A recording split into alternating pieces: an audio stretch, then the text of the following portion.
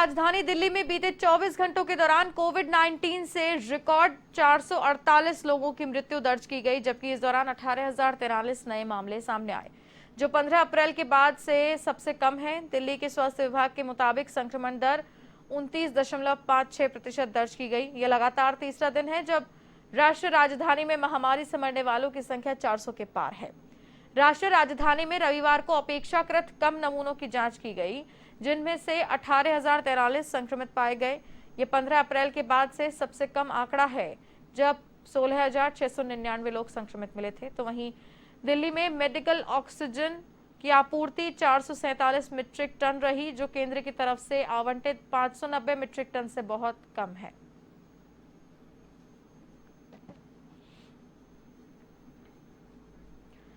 और इसी खबर पर अधिक जानकारी के लिए बात करेंगे एवन संवाददाता प्रीत किरण से। फोन लाइन पर जुड़ रहे हमारे साथ। जी प्रीत, विस्तार से जानकारी दें हमें।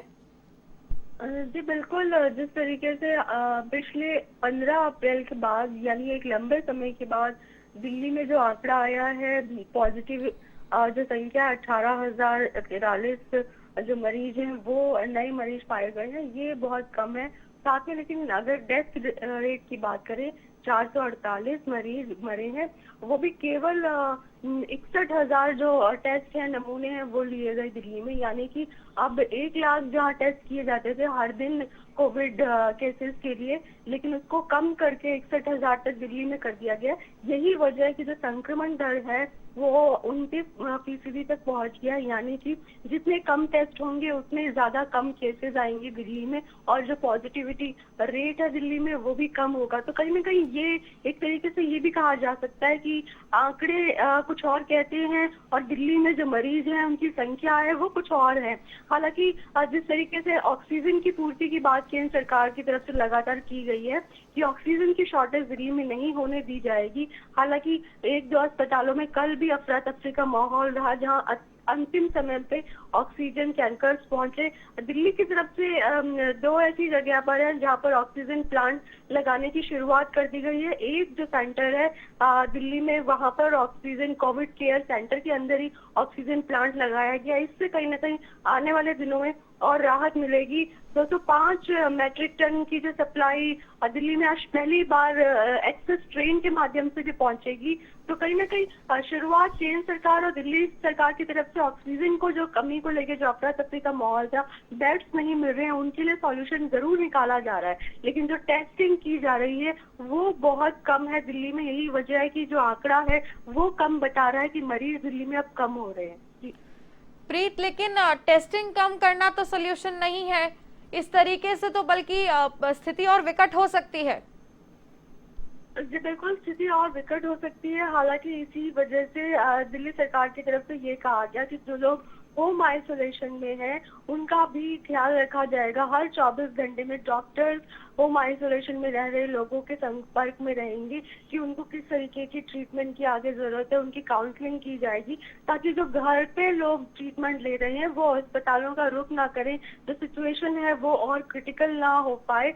हालांकि टेस्ट जरूर दिल्ली सरकार को बढ़ाए जाने चाहिए। प्रीत, अभी जो आपने बात कही कि जो होम आइसोलेशन में है उन्हें काउंसलिंग दी जाएगी, ये प्रशासन की ओर से कहा जा रहा है या ऐसा हो रहा है?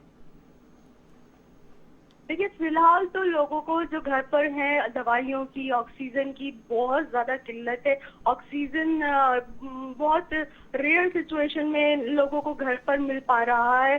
साथ में ही बेड, जिस तरीके से ऑनलाइन जो बेड दिल्ली सरकार की जो साइट है वहां पर जाके देखते हैं तो बेड्स अवेलेबल होते हैं, लेकिन जब मरीज अस्पताल में पहुंचते हैं तो वहां पर बेड्स अवेलेबल नहीं हो पाते। ये बहुत ज्यादा दिक्कतें आ रही हैं।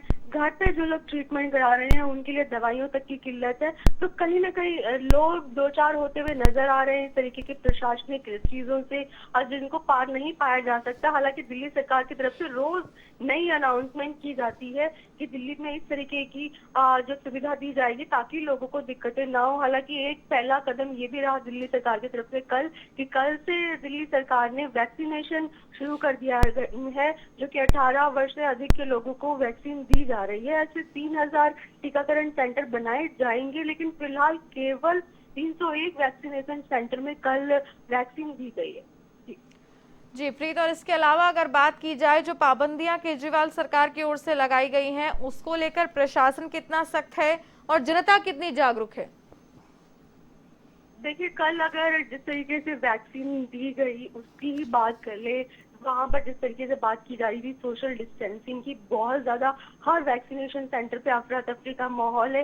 हालांकि सड़कों पे लोग जरूर कम निकल रहे हैं क्योंकि उनको पासेस इशू किए जा रहे हैं। पासेस लेने में भी दिल्ली के लोगों को काफी दिक्कत हो रही है, ऑनलाइन पासेस इशू कराने होते हैं। हालांकि जो अस्पताल जा रहे हैं लोग या फिर बॉर्डर क्रॉस कर रहे हैं या फिर जरूरी सामान लेने के लिए घर के आसपास जा रहे हैं, उनसे ज्यादा सख्ती नहीं बरती जा रही है। लेकिन लॉन्ग डिस्टेंस में ट्रैवल करने वाले लोगों से काफी ज्यादा पूछताछ की जा रही है दिल्ली पुलिस की वजह से। यही वजह है कि दिल्ली पे सड़कों पे जो लोग कम नजर आ रहे हैं। सख्तियां बहुत ज्यादा हैं, लेकिन उसी तरीके की सुविधाएं अगर अस्पतालों में भी होती तो कहीं ना कहीं दिल्ली के लोगों के लिए राहत जरूर होती। जी प्रीत, तमाम जानकारी के लिए आपको बहुत बहुत धन्यवाद। तो ये थी A1 संवाददाता प्रीत किरण फोन लाइन पर जुड़ी हुई थी हमारे साथ इस खबर पर अपडेट के लिए।